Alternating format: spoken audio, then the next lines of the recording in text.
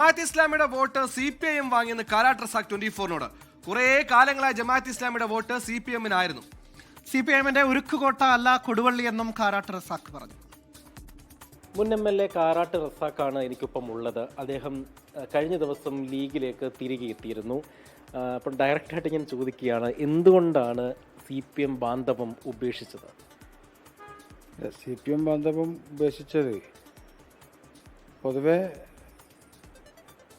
ചേർത്ത് പിടിക്കാൻ CPM-ന് സാധിക്കാത്ത ഒരു നിലപാട് വന്നിരിക്കുകയാണ്.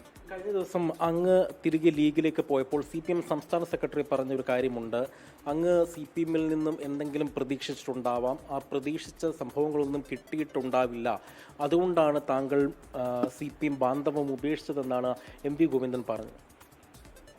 CPM-ൻ്റെ ഉരുക്ക് കോട്ടയല്ല കൊടുവള്ളി നിയോജക മണ്ഡലം, UDF-ൻ്റെ ഉരുക്ക് കോട്ടയാണ്.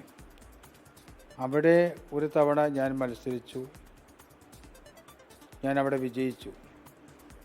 അപ്പോൾ സ്വാഭാവികമായിട്ടും ചരിത്രത്തിൽ കിട്ടാത്ത ഒരു മണ്ഡലം LDF-ന് പിടിച്ചു കൊടുത്ത ഒരു വ്യക്തിയാണ് ഞാൻ. മുൻപ് CPM ജമാഅത്ത് ഇസ്ലാമിയുടെ വോട്ട് വാങ്ങിയിട്ടുണ്ടായിരുന്നു? തീർച്ചയായിട്ടും ഒരു കാലഘട്ടത്തിൽ ജമാഅത്തെ ഇസ്ലാമിയുടെ വോട്ട് ഇടതുപക്ഷത്ത് തന്നെയായിരുന്നു. UDF-ന് ഒരിക്കലും ജമാഅത്തെ ഇസ്ലാമിയുടെ വോട്ട് കുറേ കാലങ്ങളായിട്ട് ലഭിച്ചിട്ടില്ല. അന്നൊക്കെ ഞാൻ മനസ്സിലാക്കുന്ന ഒരു 2-3 പതിറ്റാണ്ട് കാലം ജമാഅത്തെ ഇസ്ലാമിയുടെ വോട്ട് LDF-നായിരുന്നു. ഇപ്പോൾ 1-2 തവണയായിട്ട് മാത്രമേ ജമാഅത്തെ ഇസ്ലാമി UDF-നെ പിന്തുണയ്ക്കുന്നുള്ളൂ. UDF-നെ പിന്തുണച്ചപ്പോൾ അവരെ വർഗീയ ശക്തികളായി ചിത്രീകരിക്കാനാണ് ശ്രമിച്ചുകൊണ്ടിരിക്കുന്നത്. CPM എന്തുകൊണ്ടാണ് അങ്ങനെ ഒരു നയം അല്ലെങ്കിൽ ഒരു നിലപാട് സ്വീകരിച്ചത്? മുൻപ് വോട്ട് വാങ്ങിയിട്ടുണ്ട് ജമാഅത്ത് ഇസ്ലാമിയുടെ, പക്ഷേ ഇപ്പോൾ ജമാഅത്ത് ഇസ്ലാമി ഒരു വർഗീയ പാർട്ടിയാണെന്ന് അവർ പറയും. അല്ല, ഞാൻ നേരത്തെ സൂചിപ്പിച്ചല്ലോ, വർഗീയ ശക്തികളെ പ്രോത്സാഹിപ്പിക്കുകയും അവർക്ക് സഹായകരമായുള്ള പ്രവർത്തനം നടത്തി മുമ്പോട്ട് പോകുന്ന ഇടതുപക്ഷം CPM ജമാഅത്തെ ഇസ്ലാമിയെ തള്ളിപ്പറഞ്ഞാൽ മാത്രമേ അവർക്ക് നിലനിൽപ്പുള്ളൂ, മുതലെടുക്കാൻ സാധിക്കുകയുള്ളൂ. അതുകൊണ്ടാണ് അത്തരമൊരു നിലപാട് അവർ സ്വീകരിച്ച് മുമ്പോട്ട് പോയിക്കൊണ്ടിരിക്കുന്നത്. ഇത്തവണ UDF-ന് എത്രത്തോളം വിജയ പ്രതീക്ഷയാണുള്ളത്? അല്ല, 100-ൽ പരം സീറ്റ് UDF-ന് ലഭിക്കും.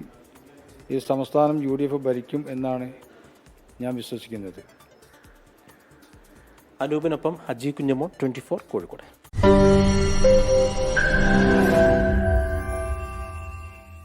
ലോകത്തെവിടെയായാലും ഏത് സമയത്തും 24 വാർത്തകളും ഓഗ്മെന്റഡ് റിയാലിറ്റി പാക്കേജുകളും എക്സ്പ്ലെയിനറുകളും വിശദമായി കാണാൻ ഞങ്ങളുടെ YouTube ചാനൽ നിങ്ങൾക്ക് സബ്സ്ക്രൈബ് ചെയ്യാം.